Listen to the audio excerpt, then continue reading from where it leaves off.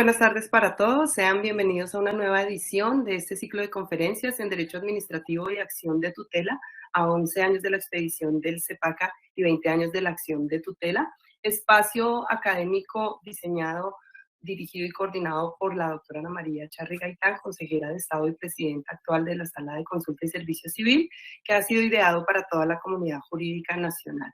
Les habla en el día de hoy María Claudia Quimbayo Duarte, magistrada auxiliar del despacho de la doctora Charri, y nos acompañará también el doctor Javier Guzmán, magistrado auxiliar del mismo despacho, quien se encargará de tramitar todas sus preguntas e inquietudes a través del chat. En el día de hoy tenemos un tema de la mayor importancia, como es el de los recursos extraordinarios en la jurisdicción contencioso-administrativa, para lo cual contamos con la presencia de la doctora Rocío Araujo Oñate, magistrada de la sección quinta del Consejo de Estado. Doctora Rocío Araujo, buenas tardes, ¿cómo se encuentra? Muchas gracias, muy bien, muchas gracias. Gracias por la invitación. Un saludo muy especial para todos los asistentes. Agradezco la invitación que me hiciera la doctora Ana María Charri para participar de este importante diplomado que se organizó en el Consejo de Estado. Si bien he dado que esta tarde me voy a dirigir a los recursos extraordinarios previstos en la Ley 1437 de 2011. Esta es la primera charla de dos que voy a dictar. La primera, la del día de hoy, la relacionada con el recurso extraordinario de revisión, y la segunda será también por espacio de 30 minutos en otra oportunidad sobre el recurso extraordinario de unificación de jurisprudencia. En este punto yo quisiera señalar en primer lugar que además de lo previsto en la Ley 1437 del 2011, es también la Ley 797 del 2003, quien en su artículo 20 incluyó dos causales establecidas a las previstas en el artículo 250 de la Ley 1437 del 2011, de tal manera que tenemos unas causales ordinarias, llamémoslas así, en el artículo 250, y unas causales que además de estas se aplican para los objetivos previstos en la Ley 797 del 2003, como ya más adelante paso a explicar. En efecto, de la literalidad del inciso tercero del artículo 20 de la Ley 797 del 2003, resulta claro que dicha norma consagró dos causales especiales y adicionales a las previstas en el artículo 250. De tal manera que la creación de las causales para la revisión de las providencias judiciales no constituye un medio de control nuevo y distinto al recurso extraordinario de revisión, porque en el artículo 20 de esta ley 797 del 2003 se tramita por las mismas reglas del procedimiento establecidas por los artículos 249 a 253 de la ley 1437 del año 2011. De tal manera que solo existe un procedimiento para el trámite del recurso extraordinario de revisión establecido en la 1437 y adicionado entonces por los objetivos de la ley 797 del 2003, con dos causales adicionales para esos propósitos.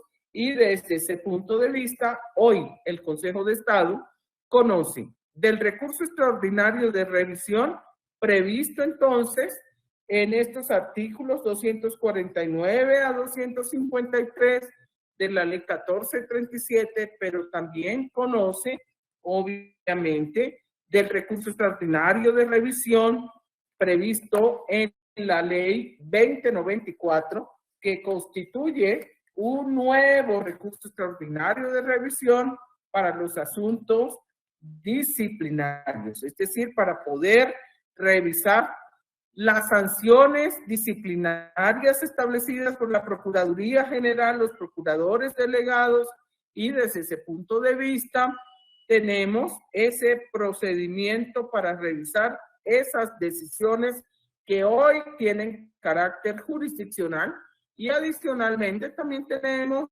lo que corresponde a las decisiones de archivo donde se vean comprometidos delitos que se han tipificado de lesa humanidad o que tengan que ver con el derecho internacional humanitario. De tal manera que entonces, en punto del recurso extraordinario de revisión, tenemos dos tipos de recurso extraordinario de revisión, llamémoslo así, el recurso ordinario que ya venía del Código Contencioso Administrativo y el nuevo recurso extraordinario de revisión previsto en la Ley 2094. En el día de hoy, entonces, nos vamos a consagrar al estudio del recurso extraordinario de revisión de carácter ordinario, es decir, el previsto por la Ley 1437, y desde ese punto de vista tenemos esa adición establecida en el artículo 20 de la Ley 797 del 2003, con el que yo comencé a exponer en esta tarde.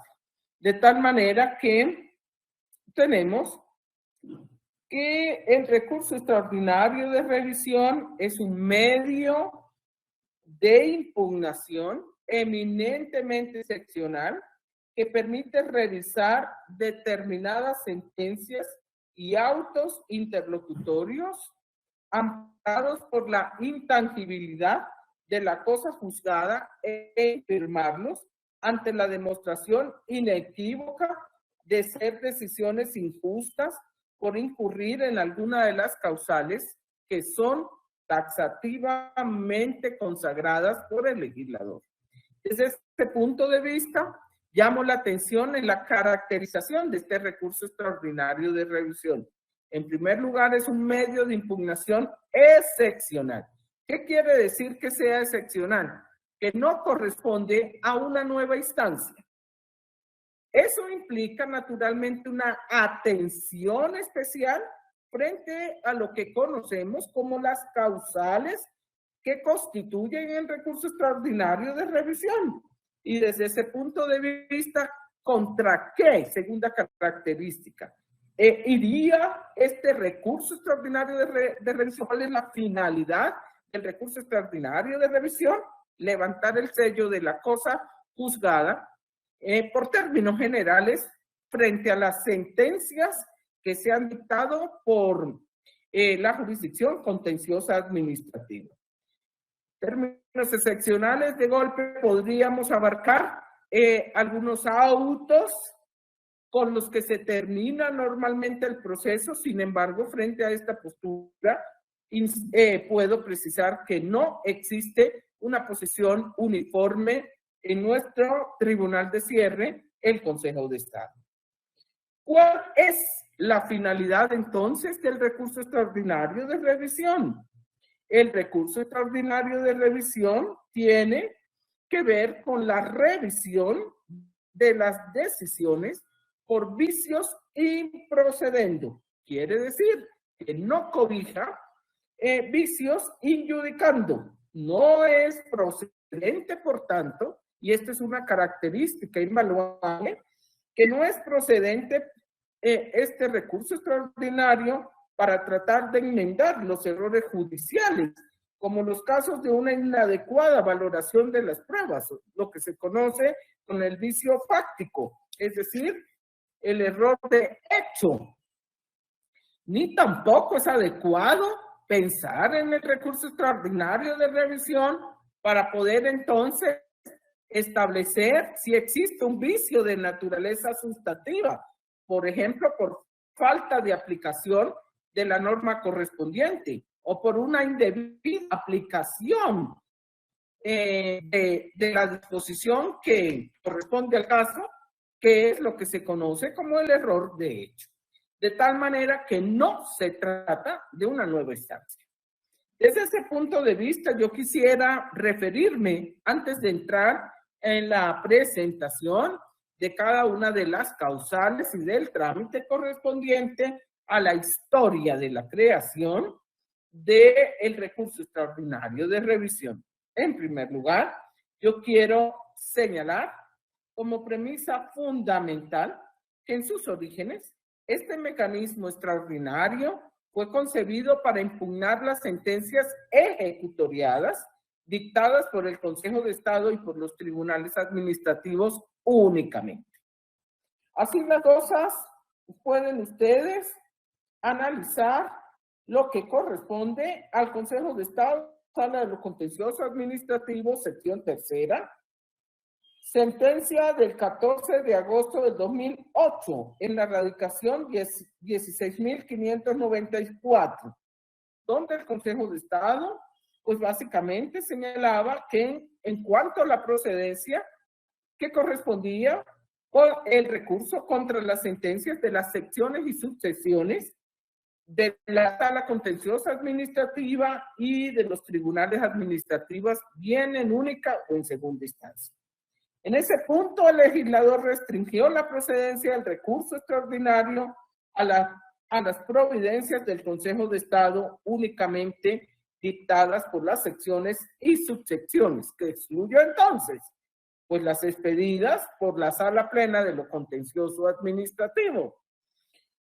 El legislador de 1998 también resolvió limitar la procedencia del recurso a las decisiones de los tribunales que se profirieran en única o en segunda instancia, atendiendo que dichos fallos tienen el sello de la cosa juzgada y ponen fin al proceso ordinario. Dicho en otras palabras, excluían las sentencias de primera instancia, porque es que las sentencias de primera instancia, como todos lo sabemos, pues tienen el recurso, la sentencia de primera instancia tiene el recurso de apelación. Y desde ese punto de vista, si tiene apelación, la lógica era que no tuviera recurso extraordinario de revisión.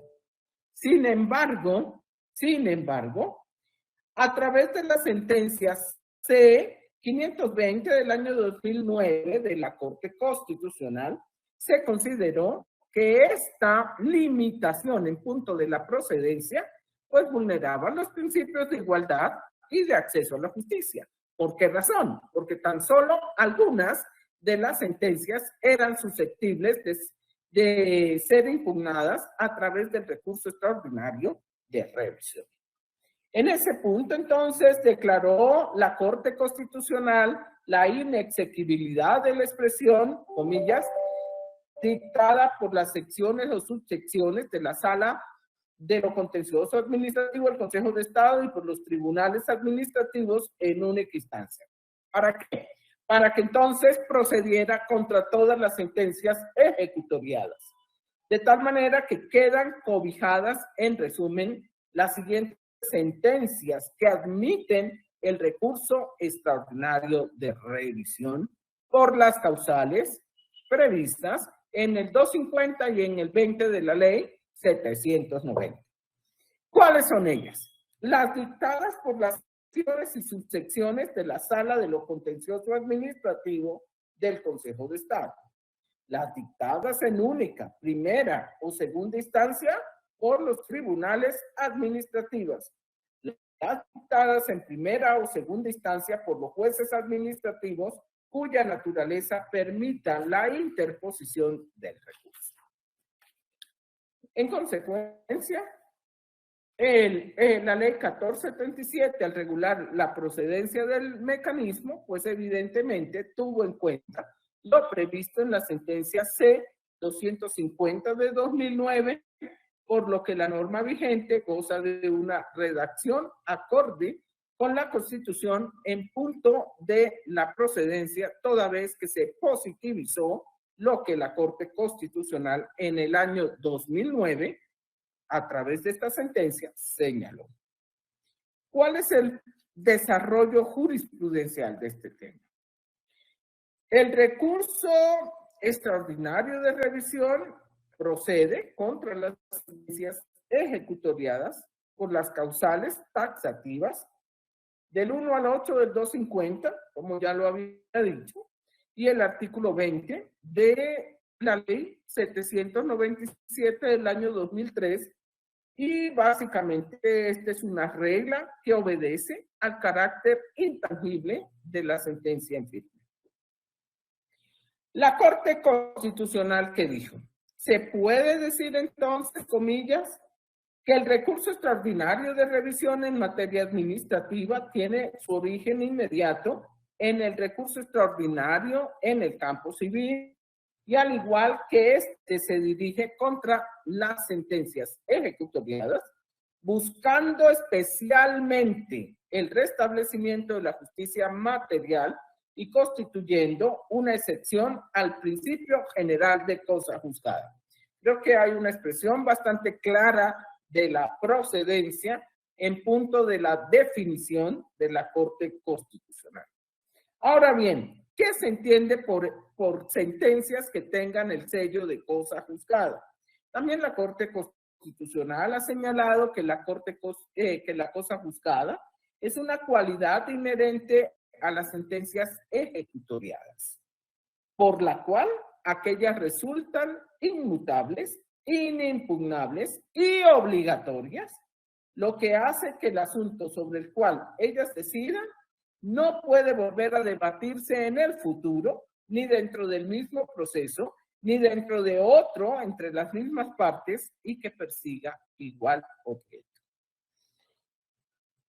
Si bien el artículo 278 del Código General del Proceso determina cuáles son las providencias judiciales que se denominan sentencias y cuáles se denominan autos, y el artículo 303 de esta misma compilación, de este mismo código, dispone que las sentencias ejecutoriadas tienen efecto de cosa juzgada, tanto la doctrina como el Consejo de Estado ha aceptado en principio y de manera excepcional que algunos autos interlocutorios hacen tránsito a cosa juzgada porque tienen fuerza de sentencia en tanto ponen fin al proceso.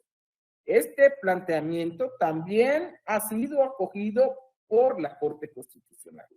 Simplemente para sustentar mi dicho, quisiera referirme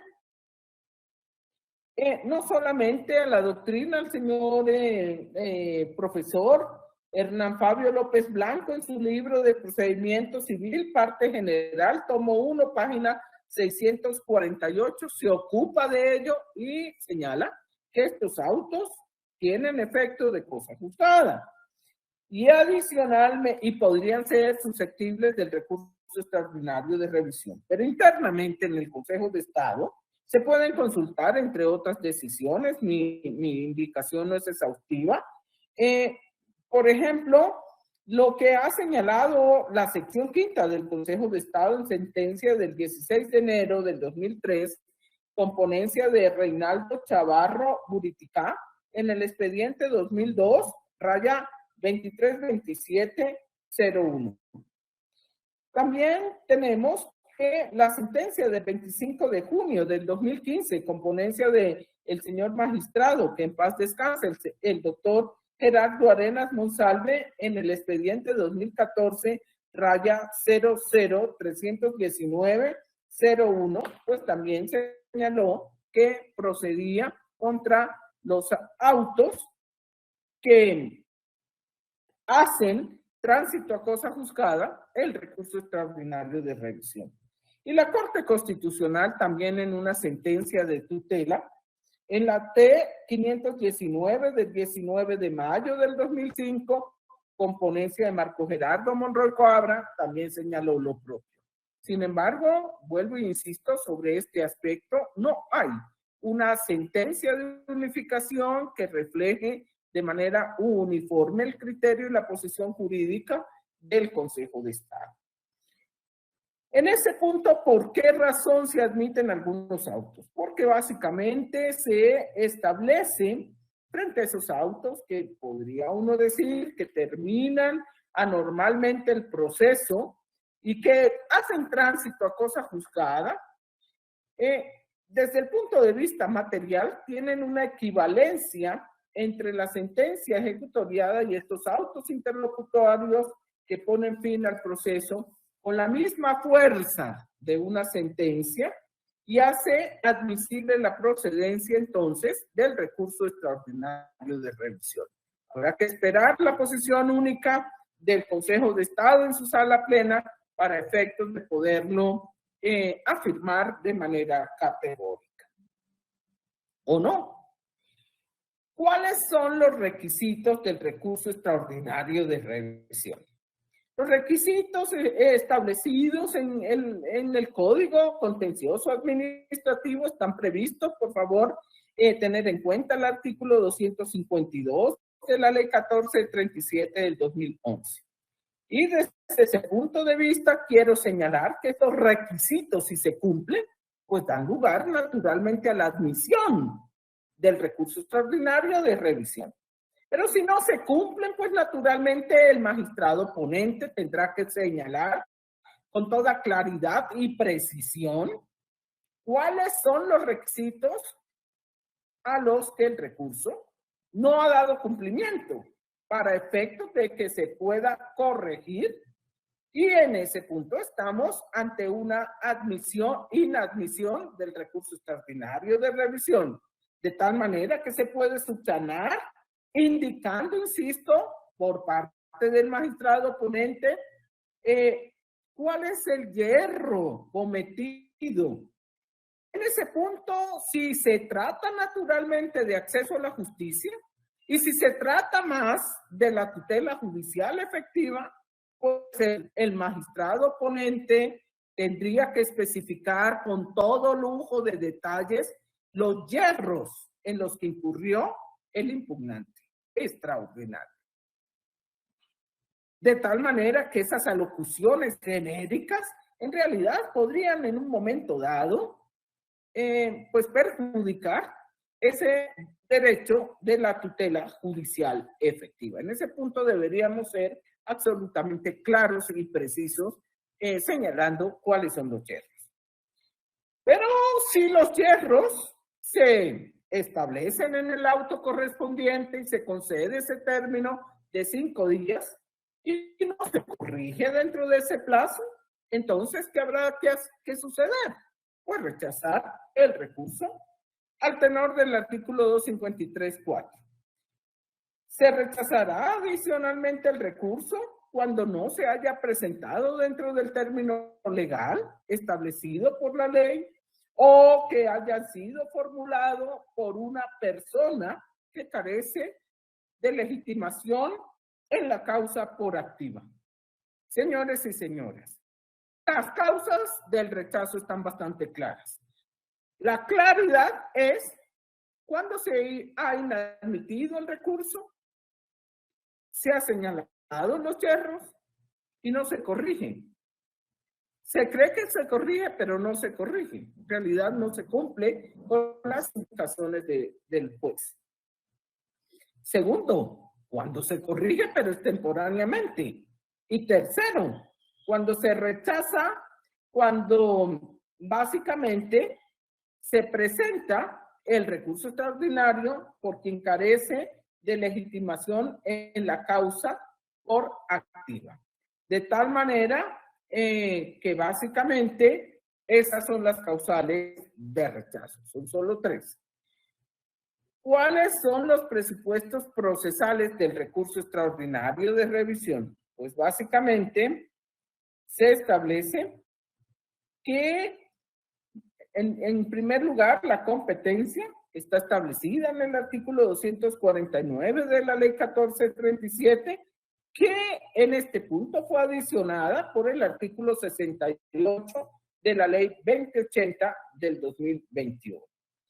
El primer inciso de la norma mencionada establece que de los recursos extraordinarios de revisión contra las sentencias dictadas por las secciones o subsecciones del Consejo de Estado, conoce la Sala Plena de lo Contencioso Administrativo y se señala ahora sin exclusión de la sección que profirió la decisión.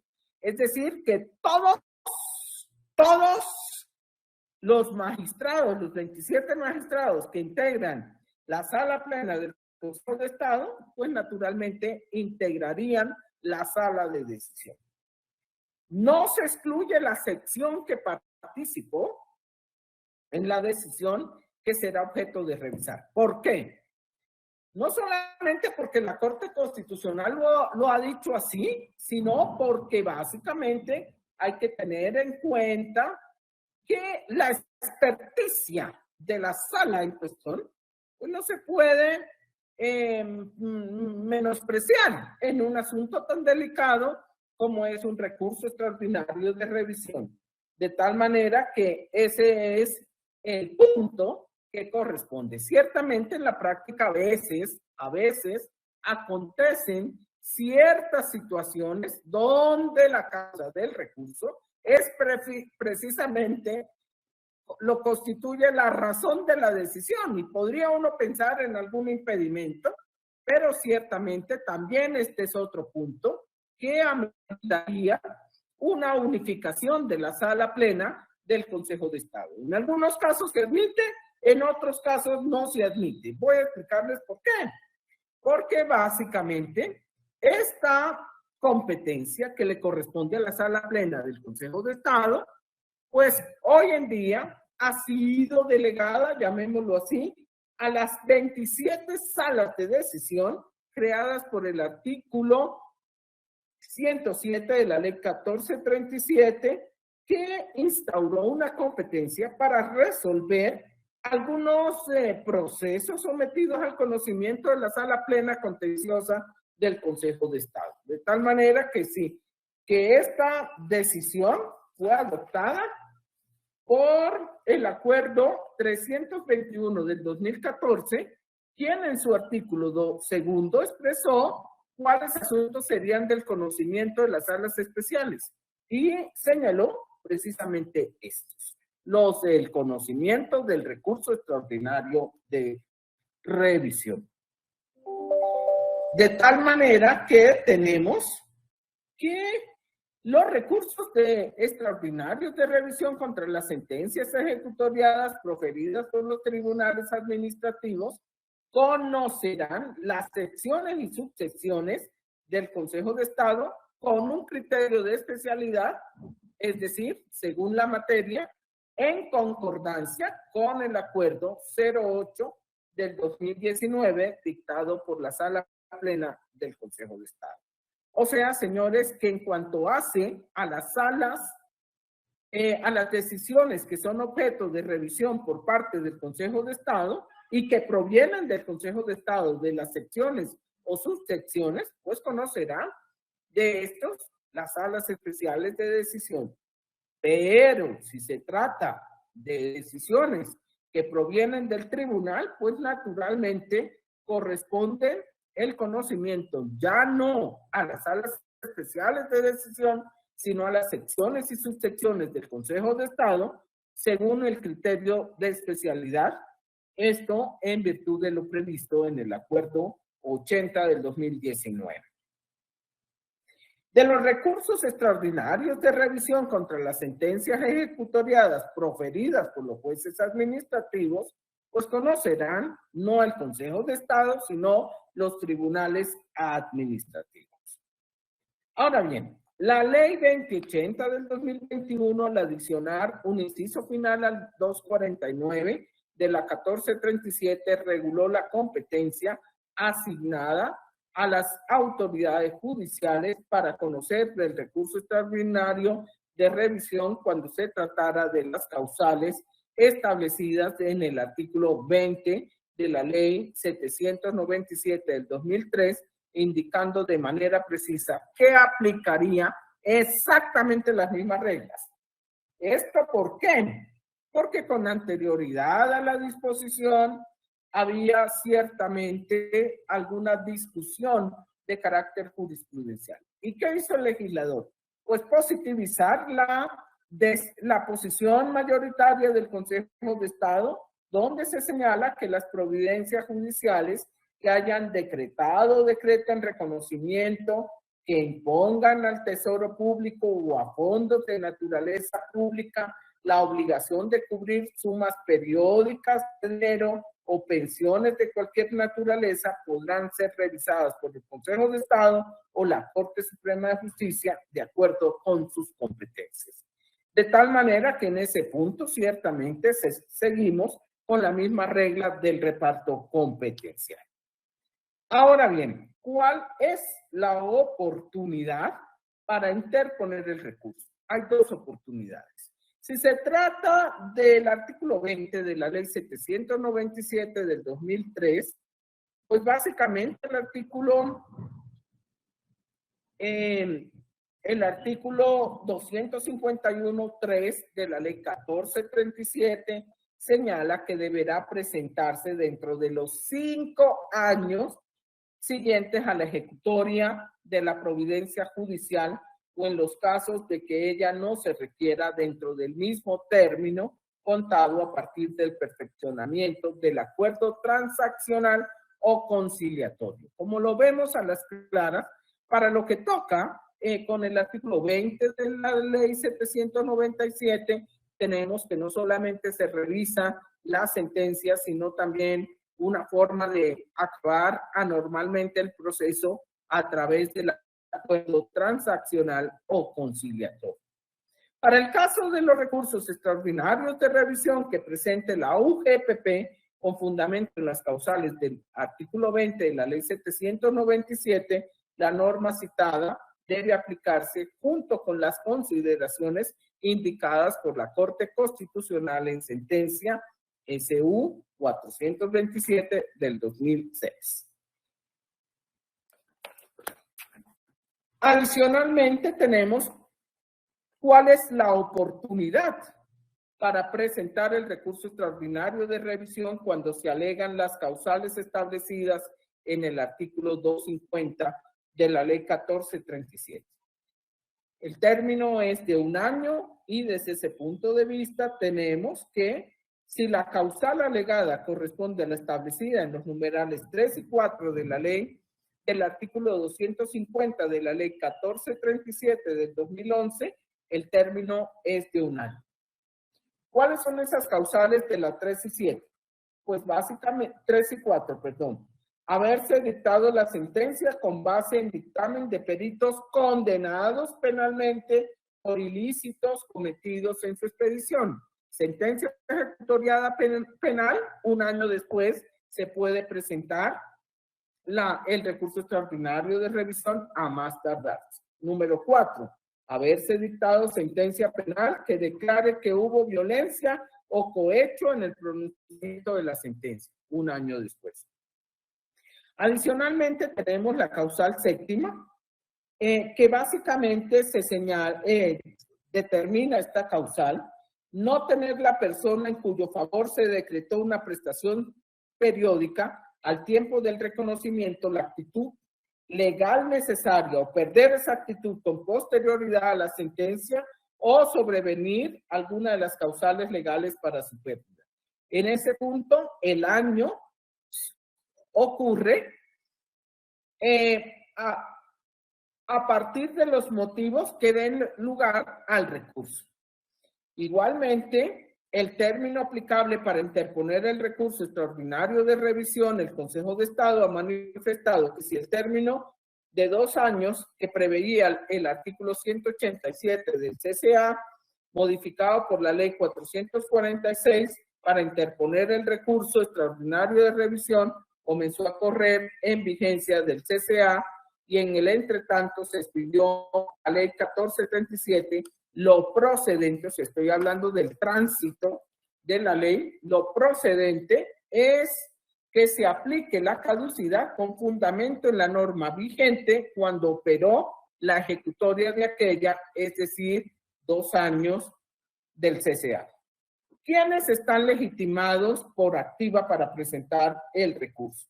Pues tienen legitimación por activa en términos ordinarios del proceso ordinario, pues todo aquel que fue parte del proceso ordinario. Y en segundo lugar, quienes intervinieron en el proceso ordinario como terceros, ojo, y se vieron afectados por la decisión, están igualmente legitimados para interponer el recurso extraordinario de revisión. O sea, básicamente pudiéramos válidamente concluir que se trata de quienes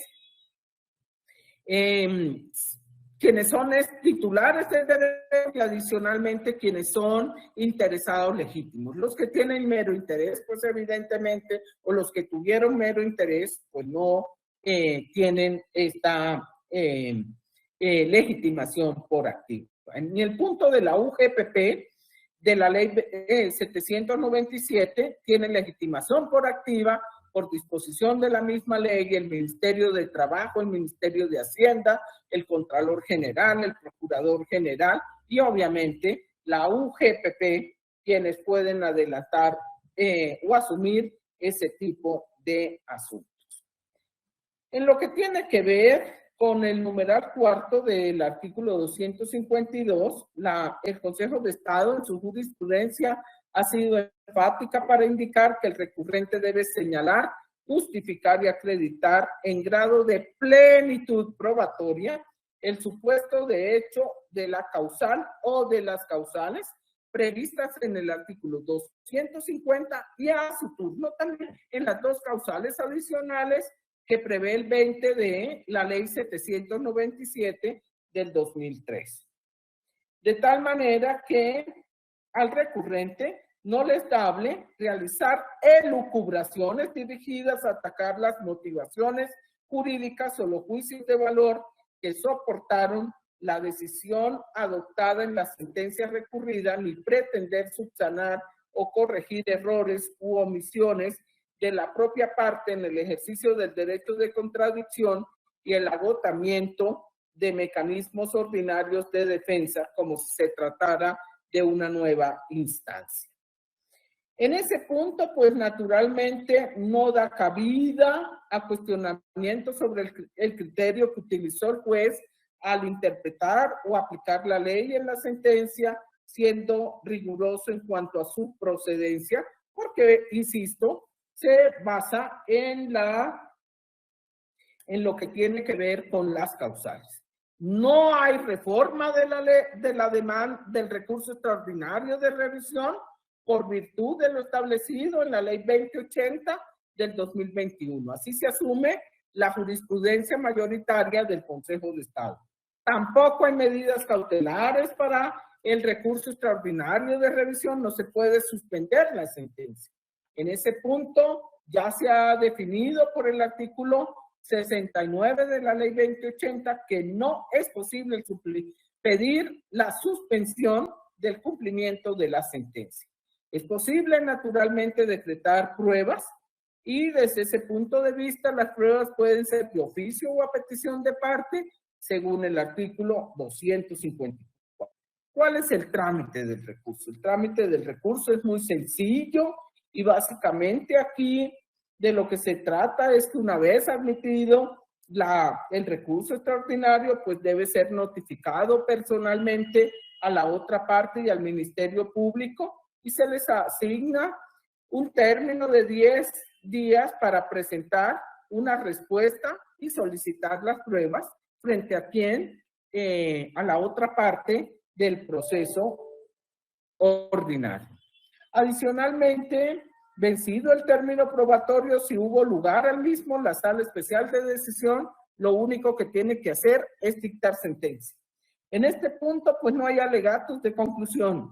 Entonces, lo único que se debe hacer es registrar el proyecto y básicamente qué puede hacer la ponencia o la sentencia si se admite en punto del recurso. Pues básicamente lo que debe hacer es,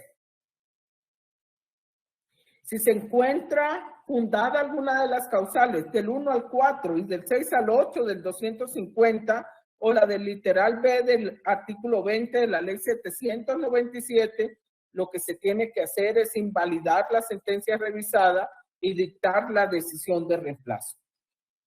Por otra parte, si se haya fundada la causal quinta, que es nulidad originada en la sentencia, pues básicamente la sala especial debe declarar la nulidad de la sentencia o de la actuación judicial afectada por esa causal y desde ese punto de vista la autoridad judicial correspondiente, o sea, a quien se le anuló la sentencia, pues debe naturalmente rehacer lo actuado o dictar la sentencia de reemplazo según corresponde. Si se declara infundado el recurso, pues se condenará en costas y perjuicios al recurrente. Sobre este punto, pues ya no existe ninguna duda. Por razones de tiempo no me voy a referir a cada una de las causales y quisiera más bien solamente decir dos palabras en punto de la causal quinta, nulidad originada en la sentencia. Básicamente, para nulidad originada en la sentencia hay que tener en cuenta lo previsto en el artículo 133 del Código General del Proceso, que son las causales de nulidad, y adicionalmente frente a este punto debe añadirse una violación directa o como subcausal, una vulneración directa del artículo 29 de la Constitución. ¿Qué significa eso? Pues que debe presentarse un vicio grave o insaneable que afecte la validez. Y adicionalmente eso cuando no corresponde a lo previsto en el 133 del Código General del Proceso. Bueno, cuando se ha permitido la instancia, eso quiere decir que se hace un llamado a que se resuelva todos los cargos correspondientes al proceso ordinario, y desde ese punto de vista se pretermite la instancia cuando no hay motivación sobre un cargo. Y adicionalmente es posible aludir a esta causal cuando se profiere una sentencia sin motivación, cuando se ha violado el principio de non reformatio peius, o cuando se deciden aspectos que no corresponden por falta de jurisdicción o de competencia. En ese punto quiero llamar la atención que hay varias sentencias del Consejo de Estado, voy a mencionar tan solo algunas, la del 11 de mayo de 1998, la del 18 de septiembre de 2005, la del 20 de septiembre del de octubre del 2009 y la del 7 de abril del 2015, donde se ha señalado esta situación. Adicionalmente, se establece por parte de la Sala 26 de decisión que las causales de nulidad de la sentencia son las previstas en el Estatuto Procesal Civil en las condiciones que establece el artículo 142, el viejito, hoy 133 del Código General del Proceso, y las que se originen en la sentencia por violación del debido proceso constitucional. De tal manera que sobre esta materia estamos bastante claros, y en ese punto yo quisiera terminar mi exposición señalando que próximamente voy a hacer una publicación de esta conferencia con un estudio pormenorizado de cada una de las causales del artículo 250 vistas desde el punto de vista de la jurisprudencia del Consejo de Estado. A todos ustedes les agradezco mucho la atención y por lo demás les deseo mucho éxito en este importante diplomado y en todas las actividades que emprendan. Les mando un cordial y afectuoso saludo a todos los que nos han escuchado en la tarde del día de hoy. Muchas gracias. Bueno, doctora Rocío Araujo, muchísimas gracias por tan interesante y esclarecedora presentación que nos ha ofrecido en el día de hoy. Bueno, una vez más, agradecerle a toda nuestra audiencia la compañía, y pues que se queden muy atentos de nuestro ciclo de conferencias que sigue la programación habitual. Los esperamos próximamente, y de nuevo muchas gracias a todos. Muchas gracias a la Escuela Judicial Rodrigo Lara Bonilla por su acompañamiento técnico para esta transmisión. Y bueno, Javi, muchas gracias a ti por tu compañía y nos vemos en una próxima ocasión. Muchas gracias a todos. Hasta luego.